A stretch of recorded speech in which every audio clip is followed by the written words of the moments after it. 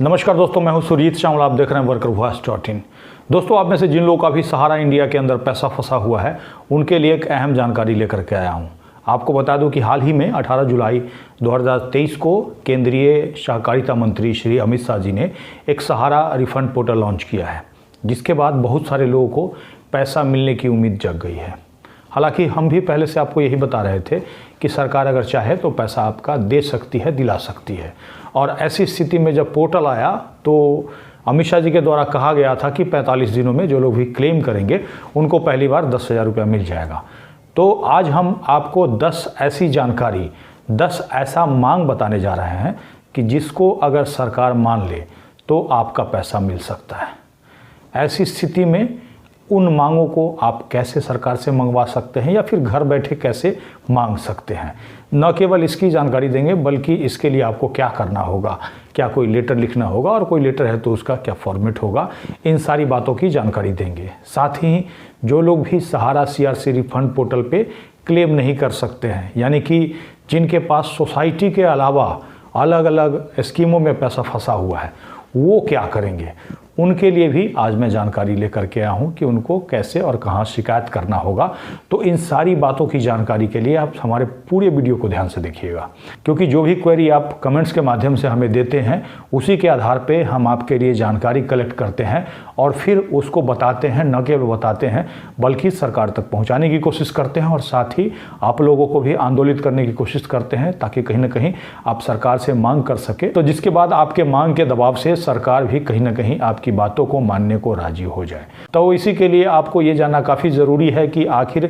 सहारा CRC refund portal के लिए 10 मांग क्या है जिसको सरकार को मान लेना चाहिए। तो दोस्तों, जैसे ही माननीय सुप्रीम कोर्ट के द्वारा 29 मार्च 2023 का आदेश आया, सेंट्रल रजिस्ट्रार के खाते में 5,000 करोड़ देने की बात की गई थी। अब उस कोर्ट के आदेश को पूरा करने के लिए केंद्र सरकार ने एक सहारा CRC रिफंड पोर्टल लॉन्च किया, जो कि 18 जुलाई 2023 को किया गया था। और उस आदेश को किस तरह से लागू किया जाए, इसके लिए सरकार ने कुछ न कुछ नियम बनाया होगा और उसी नियम के तहत अमित शाह जी ने पहली बार 10,000 देने की बात की थी। हालांकि हम पहले से बताते आ रहे हैं कि पोर्टल पे ऐसा कुछ नहीं लिखा हुआ था कि 10,000 रुपये आपको मिलेगा, जबकि पोर्टल पे ये लिखा हुआ था कि 45 दिन में आपको सूचना दिया जाएगा। अब 45 दिन से अधिक हो चुके हैं और लोग परेशान हो रहे हैं जिन लोगों ने क्लेम कर दिया है। हालांकि हमने पहले भी मना किया था और अभी भी हम आपको क्लेम करने के लिए नहीं कह रहे हैं और उसी के लिए ये जो 10 मांग है उसकी जानकारी दे रहे हैं, इसलिए आप ध्यान से सुनिएगा।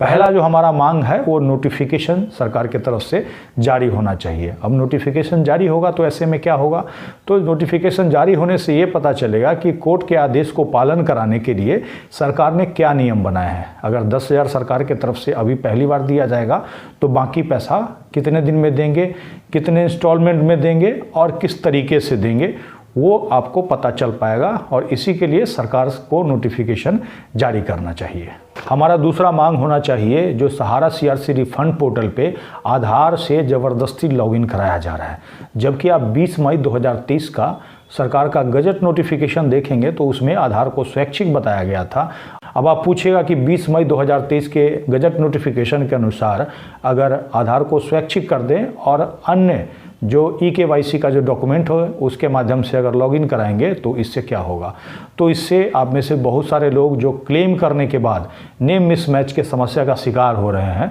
वो नहीं हो पाएंगे। क्योंकि याद होगा, जिन लोगों ने भी पैसा निवेश किया होगा उस समय आधार नहीं था, उस समय आपके पास पैन कार्ड था, आपके पास पहचान पत्र था, राशन कार्ड था, अलग अलग ID प्रूफ था, जिसके माध्यम से भी उसके बाद आप क्लेम कर पाएंगे। तीसरी जो मांग होनी चाहिए वो ये होनी चाहिए कि जैसे ही आप सहारा CRC रिफंड पोर्टल पे क्लेम करने जाते हैं, सारी प्रक्रिया पूरी करने के बाद आपको एक PDF मिलता है जिसमें कि घोषणा लिखा होता है, जिसके पहले लाइन में ही पढ़िएगा तो उसमें ये लिखा हुआ है कि मैं फलाना सोसाइटी का मेंबर हूँ। जबकि अगर सुप्रीम कोर्ट का आदेश पढ़िएगा तो उसमें लिखा हुआ है सहारा ग्रुप सोसाइटी, तो वहाँ पे सहारा ग्रुप सोसाइटी लिखना चाहिए। हालांकि ये काफ़ी छोटा सा अंतर है, लेकिन इसको समझने वाले समझ सकते हैं, क्योंकि आपने पैसा सहारा इंडियन बैंकिंग में जमा किया था, उसके बाद कन्वर्ट करके सोसाइटी में कर दिया गया। और एक तरह से अगर आप अभी स्वीकार कर लेंगे कि आपने सोसाइटी में ही पैसा जमा किया है तो कहीं ना कहीं उसका आपको नुकसान देखने को मिल सकता है। उसके बाद जो हमारा चौथा मांग होना चाहिए, उसी घोषणा के पॉइंट नंबर 2 के अंतिम लाइन को पढ़िएगा तो उसमें ये लिखा हुआ है कि जब तक आपका निपटान पूरा नहीं हो जाता है तब तक आप किसी अन्य मंच पे दावा दायर नहीं कर सकते। हिंदी अंग्रेजी में अलग अलग लिखा हुआ है। कंफ्यूज करने के लिए आप लोग हिंदी और अंग्रेजी जो लोग पढ़ना जानते हैं वो मिला करके देख सकते हैं। इससे ये हो गया कि जब तक आपको पूरा पैसा नहीं मिलता है बीच में कोर्ट नहीं जा सकते हैं, और इन्होंने ऐसा कहीं बताया ही नहीं है कि पूरा पैसा आपको कब दिया जाएगा। तो कहीं ना कहीं आपको ये फंसाने के लिए है। और क्या मैं ये बात सही कह रहा हूँ, एक बार आप कमेंट्स करके ज़रूर बताइएगा। इसके बाद हमारा 5वां जो मांग होना चाहिए, अमित शाह जी का 18 जुलाई 2023 का अगर भाषण सुनेंगे तो उन्होंने उसमें ये कहा है कि अभी फिलहाल 1 करोड़ 7 लाख जमाकर्ता ही इस रिफंड पोर्टल पे क्लेम कर सकते हैं, जबकि उन्हीं के अनुसार 12 करोड़ पूरे देश के अंदर सहारा इंडिया के जमाकर्ता हैं जिनका पैसा फंसा हुआ है। तो ऐसी स्थिति में सरकार के द्वारा बाकी लोगों को वंचित क्यों रखा जा रहा है? ऐसा वेबसाइट बनाना चाहिए था जिसमें कि सभी लोग क्लेम कर सके। हमारा जो 6ठा मांग है काफ़ी महत्वपूर्ण है, क्योंकि जिन सहारा जमाकर्ताओं की मृत्यु हो चुकी है उनके नॉमिनी या परिवार के सदस्य को सहारा सीआरसी रिफंड पोर्टल पे क्लेम करने का कोई ऑप्शन ही नहीं दिया गया है। इस पे सरकार को विचार करना चाहिए। इसमें 7वां मांग काफ़ी सिंपल है, लेकिन ज़्यादातर जो गरीब आदमी है इससे प्रभावित है। इसमें ये कहा गया है कि आधार आपका मोबाइल से लिंक होना चाहिए और मोबाइल बैंक से लिंक होना चाहिए, और ये सारा लिंक कराने की प्रक्रिया के पीछे जो गरीब आदमी है 1000-2000 रुपया खर्च करना पड़ रहा है, क्योंकि वो इसके लिए खुद से सक्षम नहीं है। तो उनको यहाँ वहाँ भाग करके जाना पड़ता है, दिन भर लाइन लगना पड़ता है, और कहीं ना कहीं उनके दिहाड़ी का नुकसान हो जाता है। कहने का मतलब अपना पैसा निकालने के लिए ही इतना सारा जटिल प्रक्रिया बना दिया गया है कि अगर थोड़ा मोड़ा पैसा होगा तो आदमी ऐसे ही अपना पैसा छोड़ देगा। इसके लिए सरकार को ऑफलाइन वैकल्पिक व्यवस्था करना चाहिए, यानी कि कोई फॉर्म वगैरह देना चाहिए जिसमें कि लोग भर करके उसके पीछे अपना बॉन्ड का कॉपी लगा करके उस पर सेल्फ अटेस्टेड करके और सीधे डाक से जो भी पता दिया जाए वहाँ भेजें, और फिर वो चेक करके इनका मोबाइल नंबर वगैरह ले करके उस हिसाब से आगे जो प्रक्रिया सेबी के द्वारा उस समय अपनाई गई थी उसी तरह का कुछ करके और इन लोगों को राहत देना चाहिए। इसमें जो 8वां मांग है काफ़ी महत्वपूर्ण है, और मुझे लगता है कि आप सभी लोग इस पर एग्री होंगे, क्योंकि आप लोगों ने सहारा इंडिया के नाम पे पैसा जमा किया था, और ख़ासकर ज़्यादातर लोगों को ये कहा गया था कि आपका पैसा डबल ट्रिपल हो जाएगा। अब जब आप क्लेम करने जा रहे हैं तो आपको बताया ही नहीं गया है कि आपको ब्याज कितना दिया जाएगा। यहाँ तक कि जो पैसा आपने शुरू में निवेश किया था वही पैसा आपसे लिखवाया जा रहा है, भले ही आपके पेपर पे मैच्योरिटी अमाउंट कुछ भी क्यों ना लिखा हो। ऐसे में क्लियर ही नहीं है कि ब्याज देंगे भी या नहीं देंगे, और इसीलिए हमारा ये मांग होना चाहिए कि ब्याज कम से कम मिलना चाहिए। हमारा जो 9वां मांग है काफ़ी क्लियर है। जिन लोगों का आधार में नाम कुछ और है और इसके अलावा जो बॉन्ड पेपर में है नाम कुछ और है, तो इसके हिसाब से अगर आप क्लेम करने जा रहे हैं तो आपका कहीं ना कहीं नेम मिसमैच का इरादा आ रहा है। ऐसे में सेंट्रल रजिस्ट्रार कोऑपरेटिव सोसाइटी के द्वारा कोई भी सूचना नहीं दी गई है कि इसके लिए लोग क्या करेंगे। 10वां जो मांग है, आप में से बहुत सारे सहारा जमाकर्ताओं का ओरिजिनल पेपर क्लेम के नाम पर लोकल ऑफिस में जमा करा लिया गया है। ऐसी स्थिति में उनका पैसा कैसे मिलेगा, या फिर ये भी हो सकता है कि उनके एजेंट ने अपने स्तर पे उनका पेपर रोक रखा है, तो उनके लिए भी कोई दिशा निर्देश सरकार की तरफ से जारी किया जाना चाहिए। अब ऐसे में जो 10 मांग है वो सरकार की तरफ से मान लिया जाता है तो कहीं ना कहीं आपका पैसा सोसाइटी के अंदर जो फंसा हुआ है वो मिलने का रास्ता क्लियर हो जाएगा। और इसके लिए बता दें, हमने 31/7/2023 को ही सरकार को 10 मांग भेज दिया है। अब जैसा कि हमने बताया कि इस मांग को सपोर्ट करने के लिए या फिर सरकार से डायरेक्टली मांग करने के लिए आप क्या कर सकते हैं, तो इसके लिए हमने एक अभियान चलाया है जिसके तहत हमने प्रधानमंत्री कार्यालय को एक पत्र लिखा है,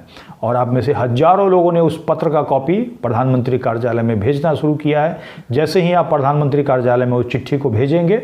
स्पीड पोस्ट या रजिस्टर्ड पोस्ट से भेजना होता है, और उसका एप्लीकेशन का कॉपी नीचे वीडियो के डिस्क्रिप्शन में आपको मिल जाएगा, जिसको डाउनलोड करेंगे और सीधे अपना नाम पता लिख करके और सीधे पोस्ट ऑफिस के माध्यम से भेजेंगे। जैसे ही भेजेंगे 3-4 दिन के अंदर आपको एक मैसेज आएगा, जो भी अपना मोबाइल नंबर दीजिएगा उसके ऊपर कि आपका ये वाला कंप्लेन रजिस्टर्ड कर लिया गया है। हो सकता है 3-4 दिन के बाद आपका फ़ोन आ जाए, या फिर ये भी हो सकता है हजारों की संख्या में, चूँकि लोग क्लेम इस तरह का भेज रहे हैं, पत्र भेज रहे हैं, तो हो सकता है थोड़ा सा देरी हो, या फिर हो सकता है फ़ोन ना भी आए। तो कम से कम इतना होगा कि इस मांग जो 10 मांग हमने बताया है उसके सपोर्ट में प्रधानमंत्री कार्यालय को पत्र मिलना शुरू होगा और कहीं ना कहीं उनको इस पे संज्ञान लेना पड़ेगा। अब जो सबसे लास्ट में हमने कहा था, यानी कि जिन लोगों का पैसा सोसाइटी के अंदर जो 4 सोसाइटी का पैसा मिल रहा है उसके अलावा क्यूशप आदि में फंसा हुआ है, तो उसके लिए क्या करेंगे। तो इसके लिए हमने काफ़ी पहले एक वीडियो बना करके आपको बताया है,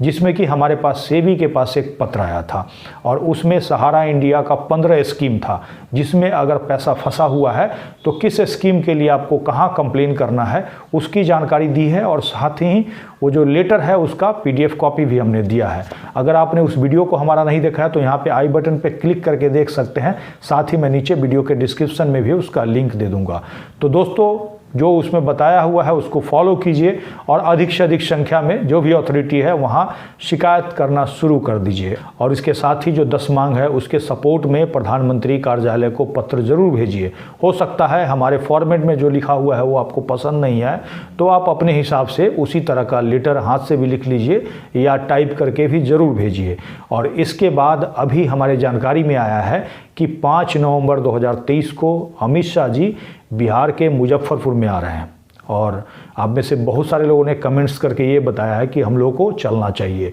अगर आप लोग भी हमारे वीडियो को देख रहे हैं, कहाँ से देख रहे हैं, एक बार कमेंट्स करके बताइएगा, और आप लोग भी इस पे सुझाव दीजिए कि क्या वहाँ पे हमें चलना चाहिए या नहीं चलना चाहिए। इसके साथ ही विदा लेता हूँ, जल्द ही एक नई जानकारी के साथ मिलते हैं। धन्यवाद।